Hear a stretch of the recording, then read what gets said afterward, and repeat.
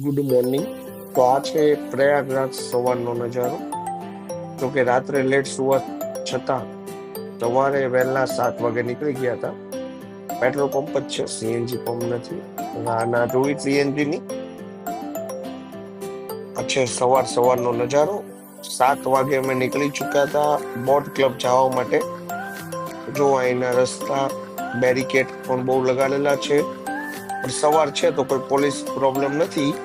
બપોર પછી police problem આવી બી શકે. બેનર પણ બહુ મોટા લગાડેલા છે અહીંયા. જન્મોત્તર ને આ આપણને જે મેપમાં બતાવે છે એ રીતે આપણે બોટ ક્લબ જઈએ છીએ. આપણે આપણી કાર અહીંયા પાર્ક કરી દીધી ને આ છે બોટ ક્લબ. અહીંથી આપણે બોટ લઈને જશું ડાયરેક્ટ સંગમ પર. આ છે બોટ ક્લબમાં પણ એટલી ભીડ છે જે તમે રીલ જોઈને આવતા હો તો રીલમાં ખાલી હતું. હું પણ રીલ જોઈને આવેલો છું અને બીજાના સજેશનથી આવ્યો છું, બટ અહીં બહુ ભીડ છે. ત્યારબાદ એક બોટ અમે લઈ ચૂક્યા છીએ જેમાં 10 જણાને બેસાડે છે. પર પર્સન 2000. સવારમાં વહેલી સવારે નીકળે ને એટલે 2000. બપોર પછી ત્યાં તો પછી સાંજના સમયે 3200 પણ હોઈ શકે. મસ્ત ક્યુટ બેબી છે. જો અમારી સાથે બીજા ગેસ્ટ હતા, એમનું મતલબ અમારી સાથે હતા સંગમ પર જવા માટે. અમે બધા જઈ રહ્યા છે ત્રિવેણી સંગમ પર. 2 સાથીદાર આપણા બોટ ચલાવી રહ્યા છે, જેમાં અમે બોટમાં 10 જણા છીએ જેમ મેં કીધું એમ. અને બોટ બી એન્જિન વાળી નથી, જાતે ચલાવી રહ્યા છે. તો પણ પર પર્સન 2000 રૂપિયા ચાર્જ લે છે. મતલબ આખી બોટનો 20,000. દિવસના એ લોકો 3 રાઉન્ડ લગાડે છે. એમનો પણ અત્યારે જ કમાવાનો સમય છે, પછી તો પ્રયાગરાજમાં કઈ એટલું બધું મળતું નથી. આ તો કુંભ મેળો. અને અહીંયા આ રીતે પેરાશૂટ પણ થાય છે બેસાડીને. અને હેલિકોપ્ટર પણ અહીં ચાલે છે. આ વીઆઈપી બોટ છે, સ્ટે સાથેની બોટ. અને આપણે આવી ચુક્યા છીએ સંગમ પર. હવે અહીંયા બોટનું પાર્કિંગમાં પણ ભીડ છે. તમારી બોટ પણ બહુ દૂર સુધી ઊભી રાખવી પડે છે. તમારે બીજી બોટમાં થઈને સંગમ પહોંચવું પડે છે. આપણે સંગમ પર આવી ચૂક્યા. અહીં આપણે વચ્ચે એક પ્લેટફોર્મ બનેલું છે, ત્યાં ઊભા છીએ અને અહીં નાહવાનું છે. બોટ વાળા પણ મસ્ત આપણને અહીં પહોંચાડી દીધા. એકદમ નદીની વચ્ચેના કાંઠા પર ભીડ જો, ફૂલ ભીડ છે કાંઠા પર. પબ્લિક અને અડધા તો પ્લેટફોર્મ પર આવતા પણ નથી. બોટમાંથી જ કૂદીને નાઈન પાછા બોટમાં. તો કે આપણને તો પ્લેટફોર્મ પર લઈ ગયા. મસ્ત. ચાલો અહીંયા એક સાથે તો નાઈ નથી શકવાના, વારાફરતી નાહીએ. તો ચલો સંગમ ઘાટ પર પવિત્ર સ્નાન કરીએ. ત્યારબાદ બધા માટે પાણી પણ અહીંનું લઈ જશું જે નથી આવી શક્યા. અને હું તો કહું છું હજી તમે બધા આવી જજો. અને આ તમે જુઓ અહીંની ભીડનો એક નજારો. ડ્રોન શૂટ છે જે આપણું નથી પણ તમને બધાને બતાવવા માટે મેં ગોઈતું છે. આપણું શૂટિંગ નથી પણ તમે જુઓ અહીંનો નજારો. અને હું તો ભીડમાંથી નથી આવ્યો તો તમને એટલું બધું અંદરનું બતાવી શક્યો નથી, કારણ કે અમે ડાયરેક્ટ બોટમાં આવ્યા છીએ સંગમ પર. કારણ કે મારી સાથે મારા મમ્મી પણ હતા, તો હું ડાયરેક્ટ જ સંગમ પર આવ્યો છું બોટમાં. બધાની ના હોવા છતાં પણ હું પાણીમાં ફોન લઈ ચૂક્યો છું. મને આશા છે કે મારો ફોન નહીં પડે. તો જો આ છે આપણો અહીંયા ચેન્જિંગ રૂમ પાછળ. અને આ ભાઈ તો જો બેગ લઈને પાણીમાં, બેગ લઈને ડૂબકી મારશે. બેગ ભલે મૂકવાનું નથી થતું, એ કે બેગ ભલે પલ્લે પાણીમાં. જોયું પાછળ બેગ લઈને એક ભાઈ છે. અને આ છે ચેન્જિંગ રૂમ. આ રીતના બનાવેલા છે તો કોઈ પ્રોબ્લેમ છે નહીં. પણ કાંટો નથી, તમને કોઈ પાણીની બોટલ વેચવા વાળું એ નહીં મળે. ચેન્જિંગ રૂમ મસ્ત બનાવેલા છે, એટલી બધી ભીડ નથી તેમાં. અને આ જો સામેના કાંઠે ભીડ પણ. અને વચ્ચે જઈ રહી છે ગંગા. પ્રવાહ પણ બહુ છે. આ બાજુ નાહી શકો છો. બોટ પણ વચ્ચે ઊભી રહે છે. બધા અહીં સ્નાન કરે છે. અને અમારા ભાઈને હમણાં સ્વિમિંગ પુલની મોજ કરવી છે. એને તો જ્યાં સુધી પેલો બોટ વાળા ભાઈ આવીને કહેશે ને કે હાલો સમય થઈ ગયો, ત્યાં સુધી આ રીતે એને સ્વિમિંગ પુલ લાગે છે. બોટ વાળા ભાઈ આવીને કહે છે સમય થઈ ગયો ચાલો રિટર્ન જવાનું છે, ત્યાં સુધી એ નાય છે. બસ મોજે મોજ છે. હર હર ગંગે. પ્રયાગરાજનો થોડાક જ દિવસો બાકી છે મહાકુંભને. મહાકુંભ 2025 પ્રયાગરાજ. જેમને બાકી છે જલ્દીથી જતા આવજો. અહીંનો નજારો, પાણીમાં એટલી બધી ભીડ નથી, બટ સંગમ પરથી ચાલીને અહીં સુધી આવવા માટે બહુ જ ભીડ છે. જેને ભીડમાં ન જવું હોય એ ડાયરેક્ટ બોટ ક્લબ થી બોટ લઈને આવી શકે છે, અથવા અરેલ ઘાટ થી પણ બોટ લઈને આવી શકે છે. હર હર ગંગે. ચાલો હવે રિટર્ન જઈએ છીએ. તો પાછી આપણી બોટ વાળા ભાઈ આપણી રાહ જોઈ ચુક્યા હતા. હવે આપણે રિટર્ન જઈએ છીએ.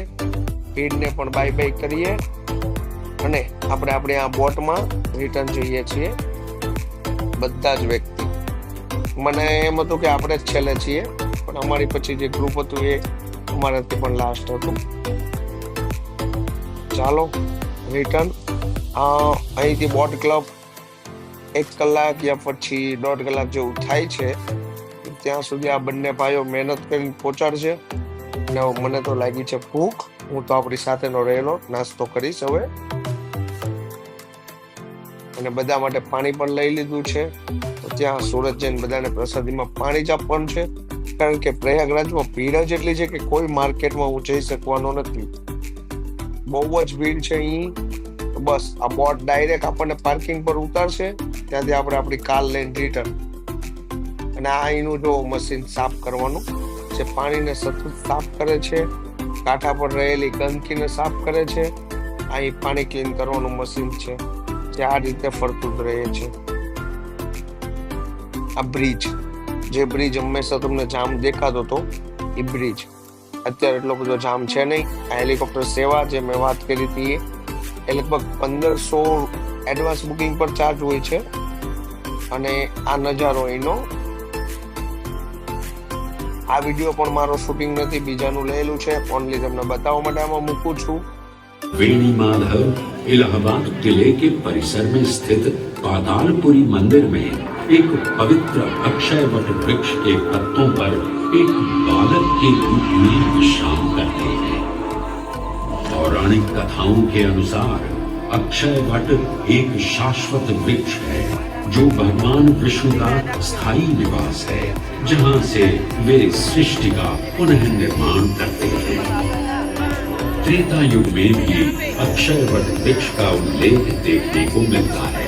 कहा जाता है कि भगवान श्री राम, माता सीता एवं अनुज लक्ष्मण अपने वनवास काल में इस स्थान पर आए थे। वैसे तो भगवान श्री राम का वनवास प्रयाग में श्रृंगी ऋषि को समर्पित श्रृंगवेरपुर धाम से आरंभ होता है। ये वही स्थान है जहां निषाद राज गुह ने भगवान श्री राम, माता सीता और अनुज लक्ष्मण को गंगा पार जाने के लिए सहायता प्रदान की थी। श्रृंगवेरपुर से प्रभु श्री राम ऋषि भरद्वाज के आश्रम पहुंचे थे। भरद्वाज मुनि बसहि प्रयागा। गोस्वामी तुलसीदास जी ने रामचरितमानस में ऋषि भरद्वाज का निवास स्थान प्रयागराज ही बताया है।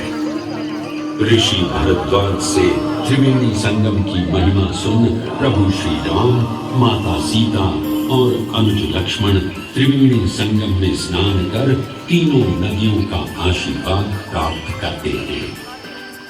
इसी कड़ी में एक प्रचलित कथा के अनुसार संगम तट पर ही माता सीता ने प्रभु श्री राम से महादेव और परम शक्ति मां पार्वती की आराधना करने की अपनी मनोकामना को व्यक्त की। એક રસ્તો મેપ ના બતાવવા છતાં હું ના માન્યો. એક ફોટો લેવાઈ ગયો છે, પણ કઈ નહીં. હવે આપણે પાછા ટ્રાફિકમાંથી ચિત્રકૂટ વાળા રોડેથી જ જશું. તો મેપનું થોડું માની લીધું હોત તો સારું હતું. એક શોર્ટકટથી જાત. ઠીક છે, હવે ટ્રાફિક તો ટ્રાફિક. આ બીજો બ્રિજ છે જે ઉપર ટ્રેન ચાલે છે અને નીચે આપણે ચાલીએ છીએ એ રીતનો બ્રિજ છે. અને એક મેન બ્રિજ છે પ્રયાગ સિટીમાં આવવા માટે, પ્રયાગરાજ સિટીમાં આવવા માટે. બંને જગ્યાએ જામ તો રહેવાનું જ છે. અત્યારે વાગી ચૂક્યા છે 1 અને હવે સિટીની બહાર નીકળતા કેટલા વાગે એ જોઈએ. અને પછી આપણે વિચાર તો એવો છે નોન સ્ટોપ સુરત જવાનો, પણ જો થાક લાગશે તો રાત્રે રોકાઈ જશું. તો ચાલો આ વખતે પણ આપણે ચિત્રકૂટ વાળો જ રોડ લીધો. ટ્રાફિક બી નડવાનું જ છે, ફિક્સ જ છે. તો જોઈ લો સામેની સાઈડ ટ્રાફિક જો તમે જે પ્રયાગરાજ આવી રહ્યા છે, આજે સન્ડે નથી મંડે છે તો બી એટલું ટ્રાફિક છે કે વાત જવા દો. તમે પણ જલ્દીથી આવી જાઓ પ્રયાગરાજ, અને ચિત્રકૂટ વાળો રોડ ના લેતા. ચિત્રકૂટ થી આવવામાં બહુ જ જામ છે, તો ચિત્રકૂટ થી એક કેનાલ રોડ કરીને શોર્ટકટ છે, ત્યાંથી પણ આવી શકો છો. હું તો આજે તમને સામે જે જામ દેખાઈ રહ્યો છે એમાંથી જ ગઈકાલે આવ્યો, અને બહુ જ ટ્રાફિક, 5 થી 6 કલાકનો ટ્રાફિક 20 કિલોમીટરમાં, તમને જેમ કીધું હતું એમ આટલું બધું ટ્રાફિક. અને આ છે સીએનજી ની લાઈન, નો ટ્રાફિક. આ ટ્રાફિક નથી, આ ચિત્રકૂટમાં સીએનજી ની લાઈન છે. જેટલી લાઈન જોતા પછી તો મેં નક્કી કર્યું કે આગળ સીએનજી નખાવી દઈશું, બાકી આપણે ઊભું રહેવાનું થતું નથી. ટ્રાફિકની લાઈન નથી, આ સીએનજી ની લાઈન છે, ચિત્રકૂટ સીએનજી. હવે આગળ જોઈએ ત્યાં બી લાઈન હશે, પણ કંઈક એવું લાગે કે અહીં કલાક જમાં વારો આવી જશે, ત્યાં ઊભું રહેવાય. અહીં 3-3 કલાક ના ઊભું રહેવાય. તો સીએનજી તો બહુ ઓછો મળ્યો છે આપણને, ને આપણે પહોંચી ગયા છીએ. આખી રાત ગાડી ચલાવી, મોર્નિંગ સવારે ચા નાસ્તો માટે. મેં રાત્રે શૂટિંગ નથી લીધું, કારણ કે ગાડી ચલાવી પહેલું કામ હતું ને સુરત પહોંચવાનું હતું, એટલા માટે. આ બીજા દિવસની મોર્નિંગ છે આપણી 18 તારીખની, અને આજે આપણે સુરત પહોંચી જશું 6-7 વાગે. ગુડ મોર્નિંગ, નોન સ્ટોપ જઈએ છીએ, રાત રોકાણા નથી ક્યાંય આપણે. અને આપણી સાથે અહીં ઘણી બધી GJ5 ની ગાડી છે. અને આ જો હાઈવે ની જે વાત કરતો હતો કે જાતી વખતે જે મેં તમને બતાવ્યો નહોતો, ગાડી 170 જઈ રહી છે, 170 પ્લસ. ના સીએનજી નહીં, પેટ્રોલમાં. બટ સીએનજી માં પણ આપણે 160 તો જાય જ છે, એ કે ઇસ્યુ નથી. પણ આ ગાડી અત્યારે જો આ રોડ છે કે શું છે, લક્ઝરી રોડ, એકદમ એમ થાય હાઈવે એટલે highway. Delhi Mumbai new highway જે આપણે કોટા સુધી બની ગયેલો છે ને, એ હાઈવે છે. દાહોદ થી કોટા એક નંબર મસ્ત રોડ છે. આ ગુજરાત જેવો નથી, થડકા નથી લાગતા ભાઈઓ, મસ્ત રોડ છે. ગુજરાતનો હાઈવેમાં થોડાક થડકા લાગે છે, અહીં એ પ્રોબ્લેમ નથી. આ હાઈવે હું તમને જાતી વખતે બતાવવાનું ભૂલાઈ ગયેલું, નાઇટ હતી એટલા માટે. આ ડે છે, તમે યાદ રાખીને તમને બતાવું છું. રિટર્નમાં પણ આપણે આ જ રોડ લીધેલો હતો એટલા માટે. જો રોડ ચેન્જ થઈ ગયો હોત તો ના બતાવી શકત. અને આનો અંદાજિત હિસાબની આપણે વાત કરીએ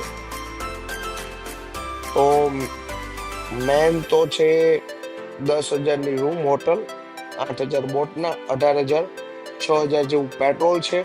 બાકીનો 7,000નો તમે સીએનજી ગણો, તો મારા ખ્યાલથી 30-35,000 સમથિંગ ખર્ચો ગયો હશે. તેમ છતાં બાકી કોઈને પૂછવું હશે તો મેસેજ કરજો, જણાવી દઈશ, કારણ કે હિસાબ પહેલા તો નહીં કહી શકું કેટલો ખર્ચો. મસ્ત પહાડી રોડ તો મજા આવી ગઈ. મેન ખર્ચા તમને કહી દીધા છે. 10,000 હોટલ, 8,000 બોટ, 6,000 પેટ્રોલ, 7,000 સીએનજી. બાકીનો જમવાનો તો નોર્મલ જ ખર્ચો થયો છે, 5-6,000 ગણો ટોટલ નાસ્તા સાથે. બાકી કોઈ એક્સ્ટ્રા ખર્ચ છે નહીં. નોન સ્ટોપ ગયા, નોન સ્ટોપ આવ્યા. તો ચાલો, ગુજરાતમાં આવી ચૂક્યા છે કરજણ ઓનેસ્ટમાં. જાતી વખતે પણ જ્યાં ઊભા રહ્યા તો ત્યાં જ. મહાકુંભ 2025 પ્રયાગરાજ. હવે તો જઈને આગળના સ્ટીકર પણ નીકાળી દેશું, પાછળ રાખશું સ્ટીકર. એટલા માટે આ છે કરજણ ઓનેસ્ટ છે અહીં. અને આ જોઈ લો Surat, back to Surat non stop. 15 બપોરે 2 વાગે ગયેલા, 16 ત્યાં, 17 સ્થાન, 17 રિટર્ન, 18 સુરત. સાંજે 6 વાગે આપણે આવી ચૂક્યા છીએ સુરતમાં ઘરે. નોન સ્ટોપ પ્રયાગરાજ, હર હર ગંગે.